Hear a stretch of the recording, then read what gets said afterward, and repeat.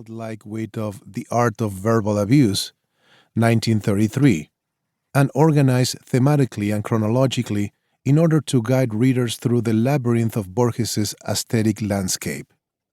We have included a few of the skillfully minimalist biografías sintéticas Borges published during the 1930s, capsule biographies of canonical figures like Woolf and Eliot, and of lesser figures who were no less important to him, such as Marcel Schwab, as well as the prologues he wrote to anthologies of some of his favorite authors and the beautifully crafted lectures he delivered from memory late in life when blind. He would dictate his work in a more direct and less adorned style than the one he practiced when he could see with his own eyes.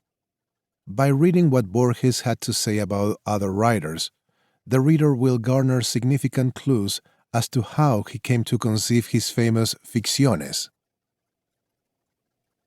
When I met Borges in the 1970s, the fragile white-haired old master was no longer the firebrand anarchist he was during the 1920s, when he set out to dethrone, in true avant-garde style, the reigning monarchs of Spanish and Spanish-American literature, writers like Rubén Darío and Leopoldo Lugones.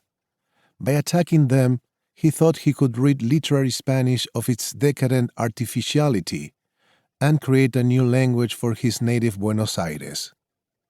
The range of what Borges read defies belief. He harvested the word music of poetry from the ancients to the moderns, the cosmologies of philosophy and religion, the fantasies of science fiction, the narrative rigor of detective fiction from Poe onward, and the modus operandi of film montage, combining them all into a new narrative mode that came to be known as fantastic literature, but that was in fact a kind of super-realism. His ficciones took fiction beyond its previous boundaries, deploying ideas as if they were characters, probing that ultimate fiction maker, the human mind, with greater lucidity than any writer before or since. Although in person, especially in his later years, Borges was an old-fashioned, even quasi-Victorian man, he came to be an icon of postmodernity, and in much the same way that he cast aside the constraints of 19th century realism, he challenged the dominant modes of storytelling. In his 1940 preface to Adolfo Bioy Casares' novela The Invention of Morel, he even went so far as to call into question the preeminence of the novel. He was drawn to such compact forms as the fable, parable, and folk tale, and his embrace of more popular forms of storytelling, from Gothic to science fiction to detective stories, helped to confer legitimacy on works that had been dismissed as pulp. In fact, his fascination with detective fiction brought him to define the genre as a species of classicism, bound by strict rules no author would dare defy.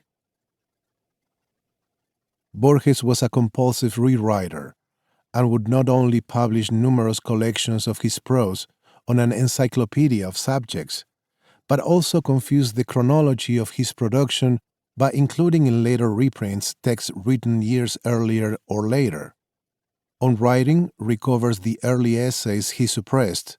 When he achieved maturity, he saw these attempts as youthful follies, and contextualizes a selection of seminal meditations and commentaries in a format intended to shed light on the continuity and evolution of the ideas and practices that define Borges the writer.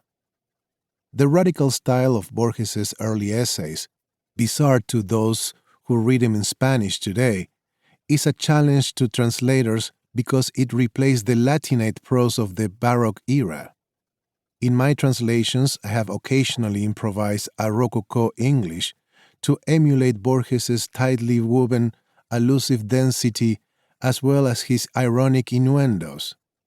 Borges, his own sternest critic, would be the first to disapprove of the revival of extravaganzas such as his youthful Ultra Manifesto, 1921. Indeed, when in 1970 Norman Thomas Di Giovanni insisted on translating the delightfully far-fetched Universal History of Infamy, 1935, a rehearsal for the famous fictions to come.